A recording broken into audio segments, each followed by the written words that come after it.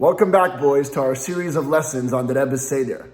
In today's lesson, we're going to cover steps 6 to 10 of the Seder. Rachtzah, Motzi, Matzah, Maror, and Korech. Basically, the eating part.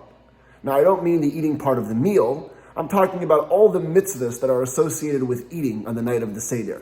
The Matzah, the Maror, and the Korech sandwich. Let's get right to it.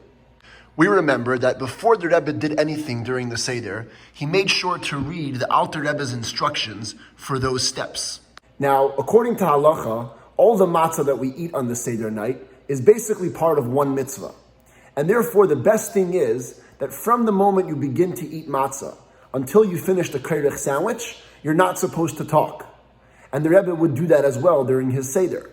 And therefore, before the Rebbe went to wash for Rachtzah, he would read all the Alter Rebbe's instructions for the coming 5 steps, for Rachtzah, Motzi, Matzah, Maror, and Korech.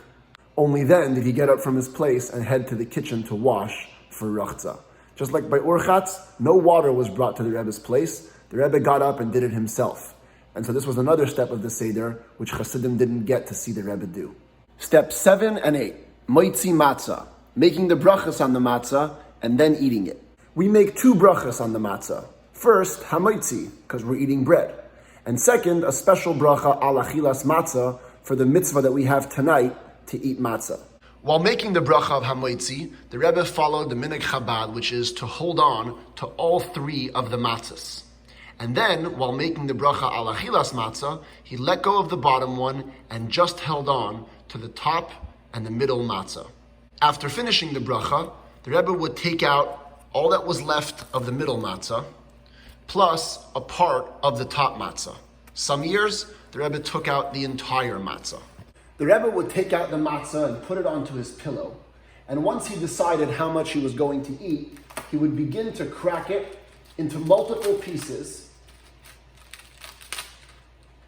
and then hold it firmly in his 2 hands. The Rebbe would then set himself down very comfortably on his pillows and begin to eat the matzah like this. And the Rebbe would eat all of the matzah that he had put away in his hands. As the minhag Chabad is, the Rebbe did not dip the matzah into salt. He ate it plain. In those years, the Rebbe had almost no teeth, and therefore he had to chew the matzah with his gums. That was very painful, and sometimes it would bleed. And it would take the Rebbe a very long time to finish eating all of his matzah.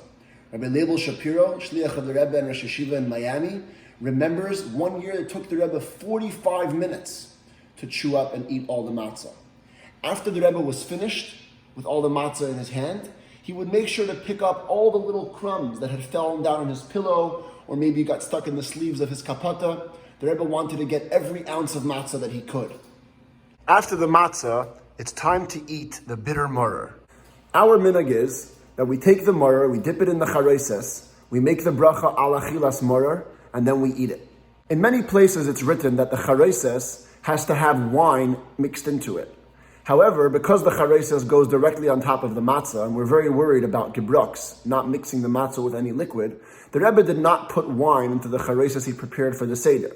Instead, just before dipping the maror into the charoises, he would actually mix some wine into it in the following way. After drinking the second cup, there was some wine left over in the bottom of the plate. And so the Rebbe would take a knife and cut the charoises in half. And he would take this half and actually put it into the bottom of the plate. There he would soften the charoises in the wine, and that's what he would dip the maror into. As we remember, the Rebbe's maror had 3 parts: lettuce on the outside, and then ground horseradish, along with an actual piece of raw horseradish inside the lettuce. The Rebbe would not dip the lettuce in the charoises.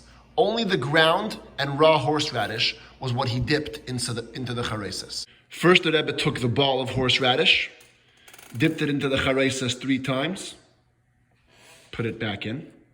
Then the raw horseradish did the same thing, dipped it in the charoises 3 times, and put it back in. Folded up the lettuce, made the bracha al achilas maror, and ate it, not leaning. The maror in the Rebbe's house was very bitter, and many times the Rebbe would cough and cry while eating the maror. Right after the Rebbe finished the Maror, he moved directly on to the next step, Korech, making the sandwich. The Rebbe would take out part, not the whole bottom matzah. Usually it was about half. And then, before actually making the sandwich, he would dip the chazeres, the second Maror, into the charoises. Now, since this Maror was going to be touching the matzah directly, part of the sandwich, it couldn't be put in the charoises that was in the wine, that was very wet. Instead, the Rebbe would only dip it into the dry charoises. Here too, the Rebbe did not dip the lettuce in the charoises, only the ground and raw horseradish went to the charoises. Some years, the Rebbe took the charoises and touched the Maror 3 times. Other years, the Rebbe took the Maror and dipped it into the charoises 3 times. First the ground, and then the raw. Either way, after he was done, the Rebbe folded up the lettuce again and made the sandwich, cracking the matzah into a few pieces and getting the maror right in the middle. The Rebbe ate the Korech sandwich leaning to the left, and a very interesting thing which Hasidim remember was that the Rebbe tried his best that every bite he took should be a Korech. That means it should have both matzah and maror in the bite. At this point, you can see that the kaira is basically empty. Almost all the stuff has been used. And after all the mitzvahs of eating have been fulfilled, now it's time for Shulchan Aruch for the Yom Tov meal. And that we'll see about in the next lesson.